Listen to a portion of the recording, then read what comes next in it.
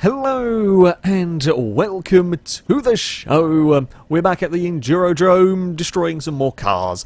We have got 3 vehicles lined up to take on this punishing course, starting with the Chevrolet Caprice. This an estate version of the car. Now we did have a police variant run around the course.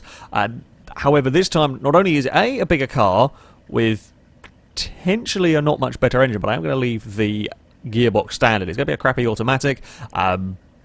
We shouldn't have the clutch burn itself to pieces, is the theory at least behind here. There are probably going to be other things that go wrong, but it's not going to be a clutch explosion.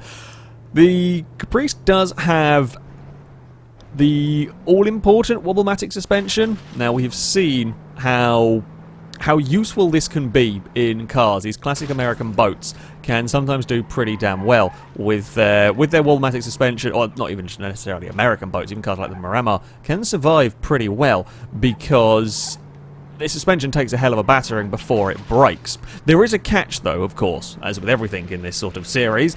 If it does break, boy, are you in trouble. We saw what happened with the Regency when the rear suspension, well, the whole of the rear of the car failed essentially, and the whole rear axle was bouncing around. So if we have that sort of failure, which this is the kind of track that's going to do it. This is the kind of circuit that is going to punish your vehicles, and yeah, we could see some quite hilarious flailing from the car. That's kind of what we go for, really, here. We want hilarious flailing. We want a car limping its way around when it shouldn't be working. Across the rock pit, we should have no trouble. We're not too bad through the mud. I mean, it's rear-wheel drive. Oh, this is less than ideal. Are we going to get some go? Now, you see, this is the problem with an automatic gearbox, is it does sometimes not have it in a good, helpful gear when you are coming towards an important jump. We are across there, but we have tweaked the steering. Only minorly. Not much of a problem. Is the radiator gone? I think the radiator has gone. Yeah, it has. Annoyingly, bugger. That could well be a fairly sizable problem. This car's actually got up to temperature very quickly. Overheating was always an enemy around these sort of courses, and with the radiator gone, I mean, it will last for a lap or so with a radiator gone in this car. I don't expect it to be the fastest overheating engine, but it's certainly, judging by the temperature it's at already, it's not going to be the longest surviving with the punctured radiator. The rear window is slipped down. What disaster is that? I've also noticed there's a lot of boxes moving around in the back. Oh, we're not very quick. We're not very quick. Bad things have occurred for the Caprice. It's fine. Oh, very bad things have occurred. One front wheel is completely and utterly useless now. That's not ideal. We have still got a decent amount of steering, although that's going to pull us that way. We might have to resort to a handbrake now.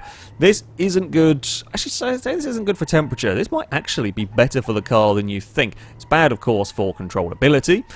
However, temperature-wise, I can't run the car particularly fast anymore. The rules for this series, as they always have been, vehicles have got to be driven as fast as they can. Well, when I've got a wheel out and I need to tackle something like this, I just physically can't attack that corner fast. If I do, I'm just going to plough into a wall. So I have to slow down, and that gives the engine a little bit of a breather. It might be a blessing in disguise, and it's not very often you say that about a car losing a front wheel, but it might be quite kind, as long as it doesn't get worse, of course. I say the downside, there's lots of downsides to having a wheel off at the front.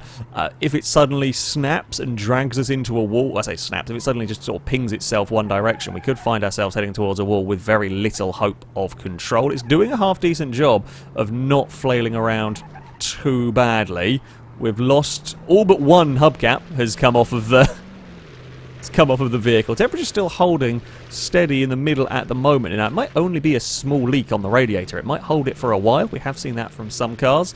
We have seen some cars not really get particularly hot, but still managing to damage bits internally, so we'll have to keep an eye on all of that. My steering is, well, it's a problem. We're going to have to go over these speed bumps, although that's not actually doing very much to the Caprice. This might be one of the tamest wheel axle failures we've ever had in this series. It's an inconvenience. It's not really stopping the car. In here, it's stopping the car a little bit. This is where temperature might... it's not done too badly. I am allowed to drag the car through the mud pit if they get stuck, but I do have to try and get them through. I can't just kind of coast it in and just drag it through. So we've got to at least try. That tore at the underside of the car. Not much happened for all that. This jump here does seem to hurt the Caprice. It does not do very well off of the top here. I say that, last time around, that's where things went wrong last time around. That landing there, much better. No crunching, no damage, outside of what already is completed. We will have lost the rear window at some point as well. New game, can we keep all of the stuff in the boot for the... if we roll, we might have trouble. If we roll and lose the boot, we might have trouble. That will probably all fall out. But if we don't lose the boot, I think we'll be okay. Temperature-wise, is still all right. We're struggling a little bit to turn. This is where we are going to have fun and games. I need to get up to speed, and we couldn't actually get up to speed the first time, and now got to potentially fight a steering that wants to pull us off, of course. Oh, come on. I need more speed than that. Definitely needed a lot more speed than that. Although we have got very, very lucky again across there. That could have got a lot worse. We kind of hit the back of the car, but did not do. I'm amazed it didn't do more damage to the back, to the rear wheels, to the rear axles. Now we have got to feed the car through this next section. Of course, this is a challenge for a car with only one wheel. If it pulls us suddenly, of course, like I'm approaching this chicane knowing that I need to be able to get through it. If we crash into the wall, I'm not allowed to reverse out of it because of a steering failure. If I crash into the wall because I've taken 1,000,000 miles an hour too much speed into it, I'm allowed to, you know, reverse out. But I'm very well aware of the condition we are in with this car. If we get stuck in the chicane, that is game over. But it's still going. It's still going. This is what I said. Sometimes damage that slows the car down is surprisingly useful in in the whole. It's going just fast enough to make the course. Oh, okay, we hit a bump, but we've got that back on track. It's going fast enough to make the course. There is a crawler rule put in place. If a car can't exceed 20 miles an hour, it's counted out so that something doesn't literally inch its way around. This is kind of like the perfect, or almost, if it could get up to about 63 miles an hour for the big jump at the back of the circuit, it would be perfect. As it stands, it can't quite do that. But overheating-wise, we're actually doing very, very well.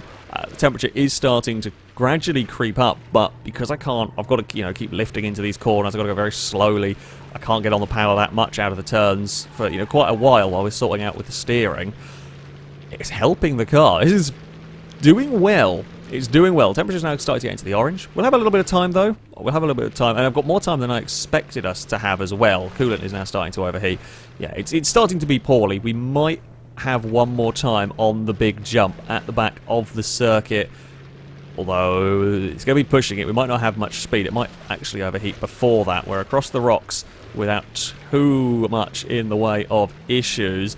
Yeah, if that front corner hadn't gone, you know, this car is looking in a pretty good way. Although that was a nasty sounding crunch. Engine torque reduced. Oh, we've lost the... we've kind of lost the boot a little bit. I don't know whether the toolbox or the crate or whatever the other thing is actually able to fall out of the back of it. It does seem a little bit wedged in position, which is probably good for it's secured cargo in the back of our vehicle. Oh, we're going to bounce along here. I've not got much speed. If we do somehow make it to the back jump, we are ploughing into the concrete.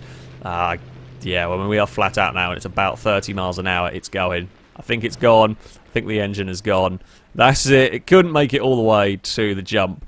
That's a good performance, though, for the car. That is a good performance for the vehicle, all things considered, especially considering how long we didn't have a front wheel for. As I said, it might have actually helped the car in terms of overheating. The suspension held up. The suspension did hold up outside of the one lost wheel. Not a bad showing there. Our next vehicle will certainly not, well, hopefully not have wobble-matic suspension. It might have quite broken suspension by the end of it, because we have got a Nissan Skyline. This is the R34 GT-R V-Spec 2. Not exactly suited to a destruction course. It is all-wheel drive, though, which is very helpful around here. It means if we lose a wheel, we will still be able to drive the car. Front or back wheel, we will still be okay to carry on. But, of course, it's a sports car. It is not going to have suspension designed to deal with these bumps. Fairly high-powered, likely to overheat quite quickly if and when the radiator goes, although I would expect with a car like this, we're probably going to lose something before the overheating takes effect. There is a pretty damn good chance we're going to lose something important. Wheels are, of course, the big concern. Wheels and suspension are not going to enjoy it around here. With being a high-powered all-wheel drive car, I can take a lot of speed on the dirt. And we don't have the luxury of rally car suspension to deal with the landing of the bumps and the jumps. So, yeah, if something gets broken fairly early on and kind of cancels out the speed, might actually work in the Skyline's favour. If it stays quick, we may have it may be a one-hit kill. We see a few of those generally with the higher powered, more suited vehicles almost to this, is where you do tend to see the one-hit kills. We saw what happened with the Covet, the V6R4. Got very unlucky, sorry, with the way it landed into the ground, collapsing while pushing the entire side of the front suspension back into the car. So, yeah, things go wrong for the fast all-wheel drive off-roaders in one hit. This could have a similar story, or if something gets bent and it just kills a little bit of that speed, we might get away a little bit longer. Christ, it's not good coming down here. This is not a fun section for the Skyline. It wasn't a fun section for the Sunburst, which is probably as close to this as we've got in many ways. All-wheel drive and sports suspension. Of course, very different car, but similar lines. I think the front suspension's gone in this. I think the front left's almost got no... Yeah, I don't think either the front side's got any movement left anymore. It's not great because it causes the car to bounce. It bounced a lot to begin with, but now there's even less, shock absorbers, anything to soak up. Oh, that flies really nose down. That's not what I wanted across there. We have got away with it. Some of the radiator's not gone. We're going to go for another. It was a very lazy low-speed roll there. That is a really bad place to be stuck in the tree line as well, because I've got to pull you out first of all and then flip you over. It's got a little bit of damage to the engine. Can't do much about that though. It's rolled. Yeah, the punishment for rolling is it might do some oil starvation to the car while I try and fix it. It's just the way it goes. Now the radiator's gone in the Skyline. It has not a helpful approach to the speed bumps. Ooh, we have, let's face it, something that the front's bent. We kind of pull in one direction. Yeah, we're pulling quite badly to the right for all of this. We fly very... Oh, that's bad. Oh, that's really, really, really bad. We might still be good to go, or we might not be able to drive like that. Oh, that's a lot of death. Oh, that is the most destruction I've seen on a speed bump so far. That is horrendous. Come on. No, it is all-wheel drive, but I wonder if those front wheels are so bent now that it's not allowing it to put any power down through them, which is a shame. It's trying. It is trying to move it, but I think we'll just blow the engine up going for it. Oh, we've seen bent wheels from the slipping and sliding across a speed bump. I've not had both rear wheels pulled off the car before. It's an impressive failure, I'm not going to lie. It's an impressive failure for the Skyline, but it is very, very dead. And for our final vehicle, we are back to, well, potentially some wallmatic suspension. The Gavril Gladiator is going to tackle the course. This kind of a law-friendly version of the Dodge Coronet that ran around the Endurodrome a little while ago. This is a more updated version of the mod. I think we've got a different engine in this, different sort of body style, different era. I can't remember whether I ran the sedan or the coupe last time, but... yeah, we're hoping for front suspension not giving way on the opening lap. That's what we're going for, because the rear suspension I'm pretty sure is leaf springs by the looks of it, and they are very difficult to kill around here. It can be done, but it is very difficult to kill that, which is good in terms of keeping those alive, although you can still lose wheels, they can still ping off. Concerns with this, the body, the whole car is very long, and there is big overhangs at the front and rear. That's not going to go so well for a radiator. Not going to lie, that front is going to hit the ground and hit the ground hard on a lot of landing zones. The back isn't too bad in this course. We don't really see much damage to the back of the car. Could see a fuel tank punctured, but unlikely. The way this course is laid out, there aren't very many cases where you'd hit the back of the car. Oh, going to go sideways across there. It's not going to ping the wheel. Oh, going to go sideways across both of them. Well, it was proving its wheels are stronger than that of the Skyline. Yeah, I'm a little worried about the front overhangs. It does look like the front wheels are already slightly bent, which is a concern. We have pinged off some hubcaps. They're bent, they're not causing us too much grief yet, but they are starting to do this. It's showing the first signs of some damage, if you like, in this. There's a bit of, oh, there's a lot of bouncing around, in fact, from the rear of the car. Across the jump we go. Clonks down on the left-hand side. Nothing really too bad. I mean, the fact that the front suspension has survived this long is pretty good going. Whoop. Okay, we are through the shed. That has, unfortunately, taken out the radiator. I'm not really surprised. I was expecting that to go at some point fairly quickly, let's be honest. Ooh, it's a little bit uncomfortable on the run down there. It's not the worst, though. It's not rolling. It pings around in the air. It bounces a bit. You know, there's a fear that you might snap a wheel or might land awkwardly on a wheel, but it's not rolling the car over. Here we go. For the speed, do we have enough? Oh, it's a big nose down hit across the jump. Oh, why are you over revving? You're supposed to be in a gear, you silly gearbox. There's a reason why I don't like running the autos particularly, because I thought we were all sorted out and the car was still trying to decide what gear it wanted to be going in. Never mind, it's only an over-rev to that extent, it's only a minor bit of damage for now. Our steering is tweaked, that probably won't help. Get the big muscle car into the... Oh, that front left wheel is now quite unhappy. That's just one I wonder if there's a wheel bent or locked or something. No, it's just a one tyre fire from the from the car. The diff just wanted to spit all the power away. There's a decent amount of power in this. I think this was the 383 version. I want to say it was the 383 version. I might be wrong, but yeah, it's a decent amount of power. It's got a decent amount of speed. You still got 67 for the big jump. Unfortunately, the tendency to fly nose down was a little bit of a problem. That the jump we got away with fairly well. Temperature is actually looking okay. All things considered, you know, we lost the radiator fairly early on. We can probably make a couple of laps with this before it overheats, provided everything else stays in one piece. Yeah, my concerns are that front left, if we hit that side again, if we lose that wheel, we are in trouble. If we lose the wheel, in fact, if we bump the other side, we have any suspension collapse even, with the overhangs, the front of this car does tend to droop and get caught on everything. Ooh, like that, for example. Oh, things are looking... I thought for a second that whole front left was gone. As the way the car came crashing down looked like it was in the ground. We are continually battering the front left. I need to hit the front... I don't know if it's better to hit one side consistently. Oh, or we can just take the engine out on a jump. I think that might be the downside of having the engine. I think it's the overhang, really. The engine pokes out. It doesn't poke out too much, but the front just crashes into the ground so much. The Pumobile is going to grind to a halt. It's going to be pretty much a very similar place to the Caprice, only it'll be a lap earlier for the Gladiator.